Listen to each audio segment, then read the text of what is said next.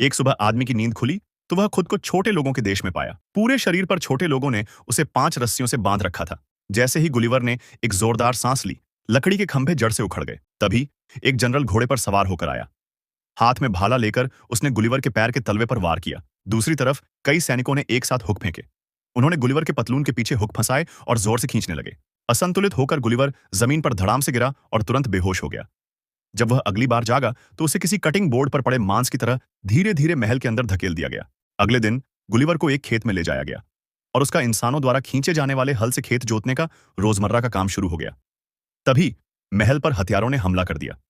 General ने देखा कि हालात ठीक नहीं है, इसलिए उसने तुरंत दिशा बदली और गुलिवर को वापस महल में मदद के लिए दौड़ाया।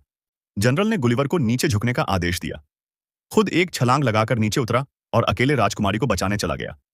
उसने अपने सैनिकों को स्पष्ट रूप से आदेश दिया कि कोई भी हस्तक्षेप न करे, लेकिन जनरल के शेखी बघारने को जानने वाले कार्ल ने निर्णायक रूप से गुलिवर की बेड़ियां खोल दी और उससे राजकुमारी को बचाने की गुहार लगाई। इसी नाजुक पल में गुलिवर सबसे पहले पहुंचा। उसने 2 हमलावरों को उठाया, एक झटके में उन्हें उठाकर तालाब में फेंक दिया। इस तरह राजकुमारी को हाथ में लेकर आसानी से बचा लिया गया। जब बहादुर जनरल पहुंचा तब तक लड़ाई खत्म हो चुकी थी। राजकुमारी ने गुलिवर के जान बचाने के लिए बहुत धन्यवाद दिया।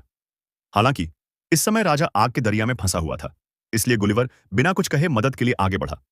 उसने राजा को बाहर निकालने के लिए हाथ बढ़ाया, लेकिन बदकिस्मती से उसकी उंगलियां आग की लपटों से झुलस गईं।